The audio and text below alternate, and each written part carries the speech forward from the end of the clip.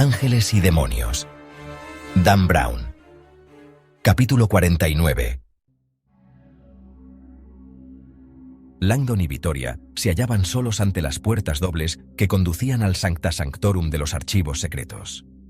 La ornamentación de la columnata consistía en una mezcla incongruente de alfombras de pared a pared sobre suelos de mármol y cámaras de seguridad inalámbricas, situadas junto a los querubines tallados en el techo. Langdon lo bautizó Renacimiento Estéril. Al lado de la puerta en forma de arco había una pequeña placa de bronce. Archivio Vaticano Curatote Padre Jackie Tommaso. Padre Jackie Tommaso. Langdon reconoció el nombre del conservador por las cartas de rechazo que habían aterrizado sobre su escritorio. Apreciado señor Langdon, lamento comunicarle que escribo para denegar. Lamento. Tonterías. Desde que había empezado el reinado de Jackie Tommaso, Langdon no había conocido ni un solo estudioso norteamericano no católico que hubiera obtenido permiso para acceder a los archivos secretos del Vaticano. Il Guardiano, le llamaban los historiadores. Jackie Tommaso era el bibliotecario más irreductible del mundo. Cuando Langdon empujó las puertas y entró en el santuario, casi esperaba ver al padre Jackie con uniforme militar y casco montando guardia con un lanzagranadas. No obstante, la estancia estaba desierta. Silencio. Iluminación suave. Archivio Vaticano. Uno de los sueños de su vida. Mientras Langdon paseaba su mirada por la cámara, su primera reacción fue de vergüenza. Se dio cuenta de lo romántico que era. Las imágenes que durante años había atesorado de esta sala no podían ser más equivocadas. Había fantaseado con estanterías polvorientas llenas de volúmenes manoseados, sacerdotes catalogando a la luz de velas y vidrieras, monjes inclinados sobre pergaminos. Ni por asomo. A primera vista, la sala parecía un hangar en penumbras en el que alguien había construido una docena de pistas de tenis. Langdon sabía lo que eran los recintos acristalados. No le sorprendió verlos. La humedad y el calor deterioraban los volúmenes y pergaminos antiguos, y era necesario conservarlos en cámaras herméticas como estas, cubículos que aislaban de la humedad y los ácidos naturales del aire. Langdon había estado en cámaras herméticas muchas veces, pero siempre era una experiencia inquietante, algo parecido a entrar en un contenedor hermético donde un bibliotecario regulaba a su antojo el oxígeno. Las cámaras eran tenebrosas, incluso tétricas, apenas perfiladas por luces diminutas colocadas al final de cada estantería. En la negrura de cada celda, Langdon intuyó la presencia de gigantes fantasmales, hilera tras hilera de estanterías altísimas, cargadas de historia. Era una colección impresionante. Vittoria también parecía aturdida. Contemplaba en silencio los gigantescos cubos transparentes. El tiempo apremiaba, y Langdon no lo perdió en explorar la estancia apenas iluminada en busca de un catálogo, una enciclopedia que documentara la colección de libros. El resplandor de un puñado de terminales de ordenador distribuidas por la sala llamó su atención. Parece que tienen un biblión. El índice está informatizado. Una expresión esperanzada apareció en el rostro de Vittoria. Eso debería facilitar nuestra búsqueda. Langdon deseó poder compartir su entusiasmo, pero intuyó que en realidad se trataba de una mala noticia. Se acercó a una terminal y empezó a teclear. Sus temores se confirmaron al instante. El método antiguo habría sido mejor. ¿Por qué?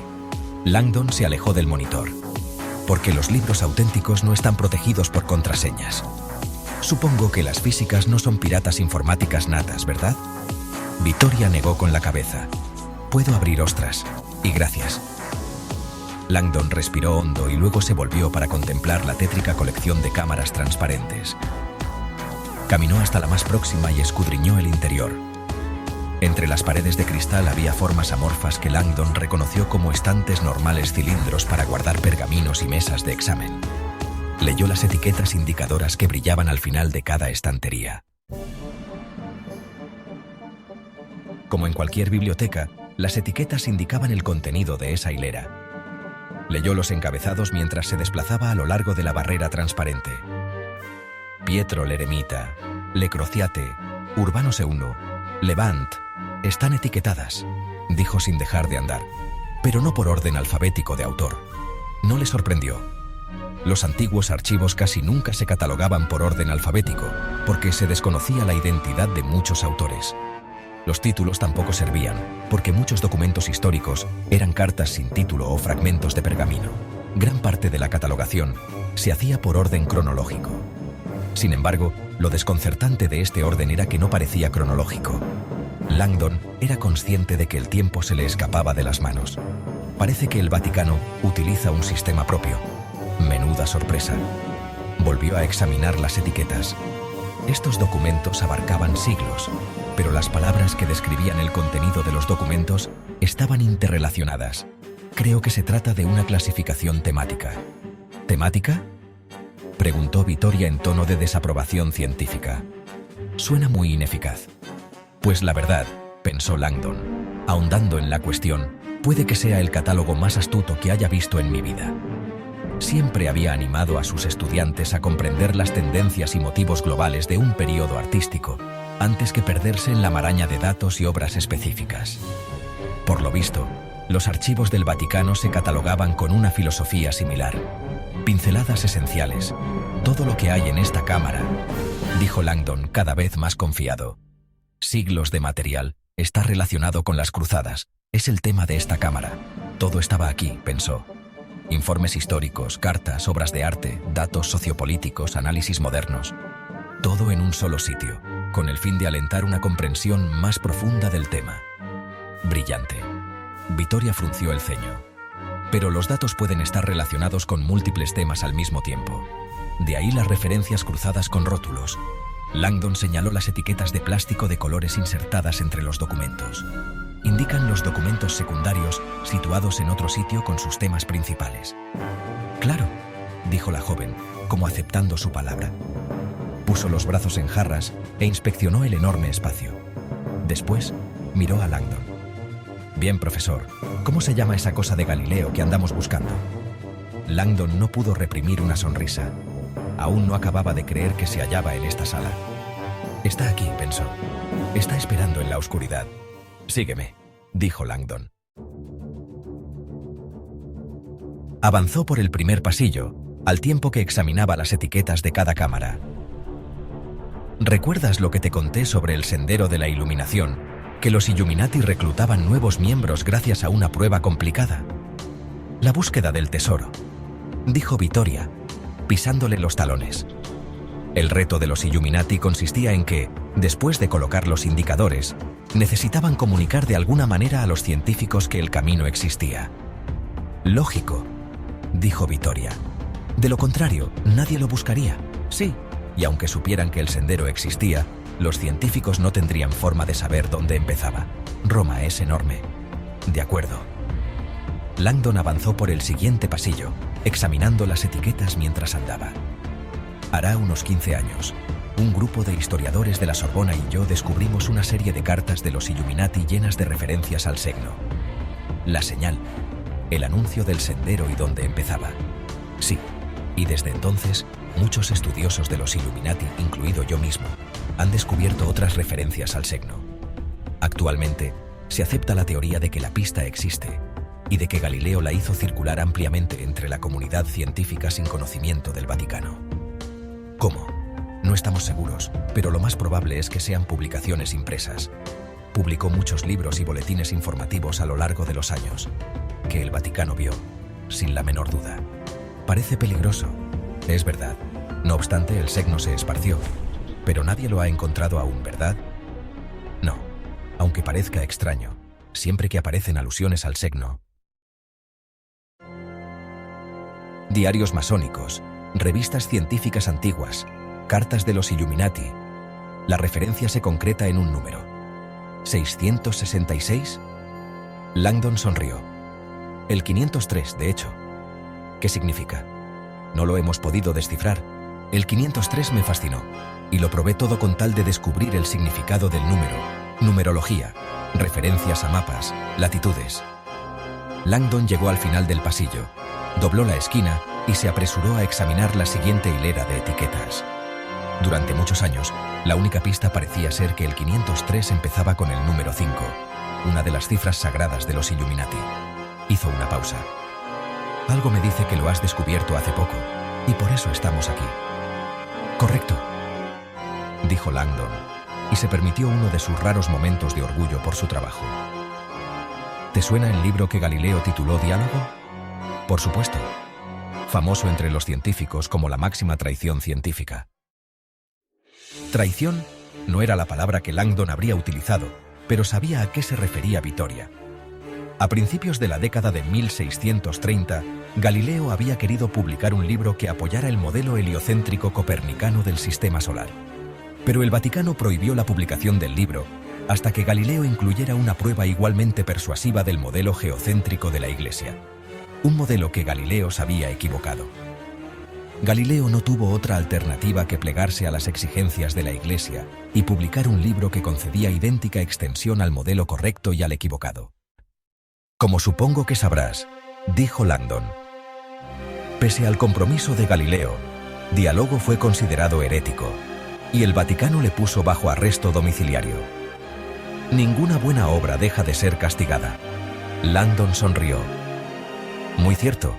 No obstante, Galileo era tozudo.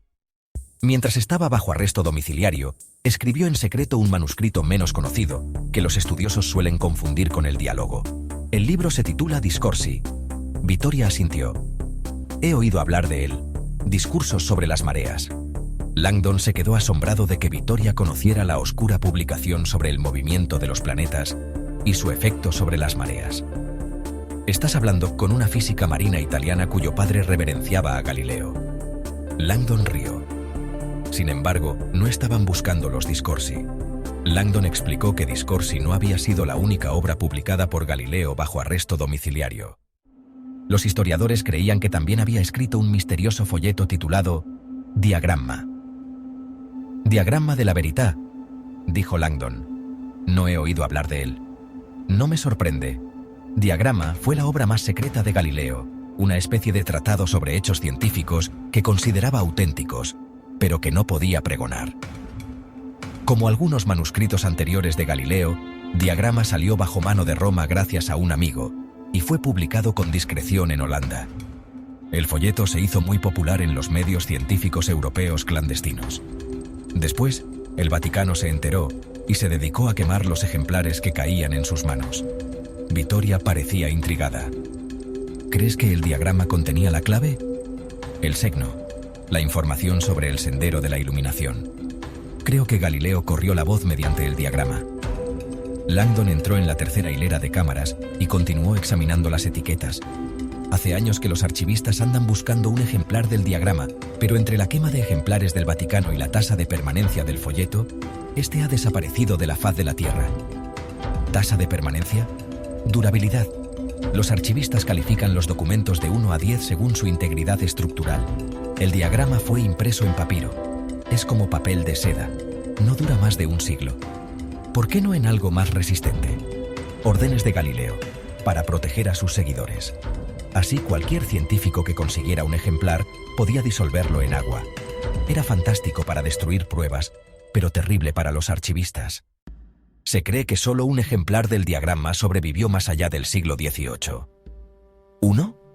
Vittoria paseó la vista por la sala con expresión de estupor. ¿Y está aquí? Confiscado en Holanda por el Vaticano, poco después de la muerte de Galileo. Hace años que solicito que me permitan verlo, desde que caí en la cuenta de lo que contenía.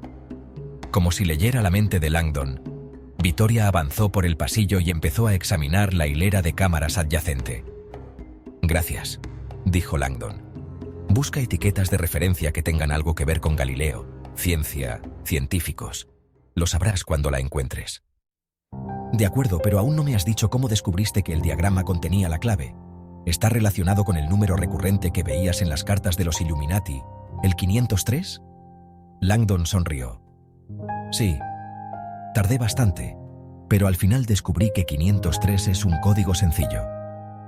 Apunta sin duda al diagrama.